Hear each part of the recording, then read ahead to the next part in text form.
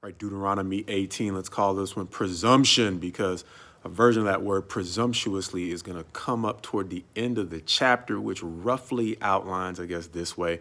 He's going to review two things he's talked about before, adding, I think, a little bit of information to each. The first is the portion for the Levitical priests. We've seen a number of passages up to this point talking about don't leave out the Levites, don't leave out the Levites. They don't have an inheritance with you, but they are ministering for you on God's behalf.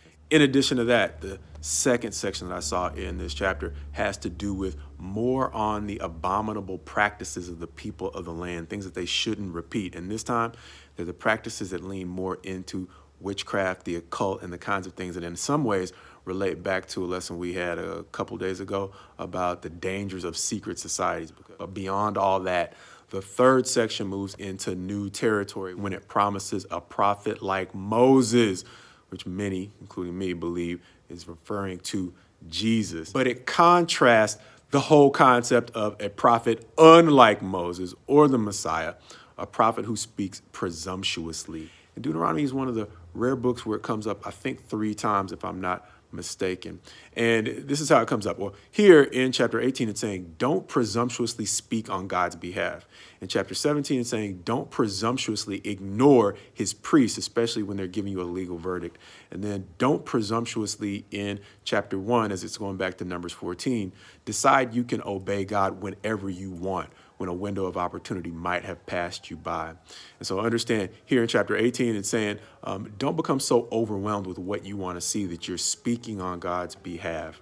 That can get you serious consequences. Those prophets had to die. Likewise, in chapter 17, if you go to court, you're stuck with the verdict. And that is really important because likewise, the consequence for discarding a verdict rendered was death. And then likewise, in the Deuteronomy 1 retelling of Numbers 14, when the children of Israel refused to go up to the promised land, but later decided they wanted to go after God told them they could conquer no matter how frightened they were. They decided to go up after he told them it was too late, and they lost out in battle. And so there are times when the law is going to say you have to impose the death penalty as a penalty of presumption, but there are times when the natural consequence of presumption is also loss. And in that case, in Numbers 14, it was loss of life as well. What's the thing that we can possibly take away? In Numbers 14, if you missed a window of opportunity, please don't try to force it. Some of the most regrettable accidents I've seen and heard of are those where folks are trying to rush to get off of an exit that they're really about to pass up and really should just go ahead and pass by. Missed opportunities in life can be like that.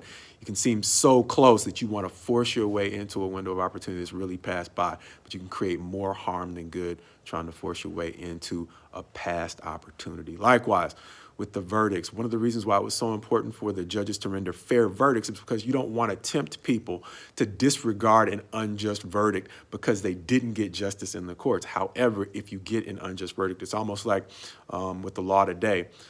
Even though it can feel unjust when laws are not enforced properly, there is a principle of law that says you have to obey even an unjust order from a police officer in certain circumstances, and that can keep us out of a lot of trouble even when the laws are not being enforced fairly. The recourse is in the courts, not necessarily in disobeying even an unlawful order in some circumstances if it's coming from a lawfully authorized agent of the government. And finally, in Deuteronomy 18, in looking at the temptation to speak presumptuously on behalf of God, the Bible says, from the abundance of the heart, the mouth speaks. And there are times when things might not be going well for us. And we may want to speak either a word of condemnation on God's behalf against those who are treating us poorly, or a blessing over our lives that God simply hasn't made. And neither of those are wise, because presumption, whether it's in trying to end a period of suffering or disregarding even an unlawful order from a lawfully authorized agent of both God and government, or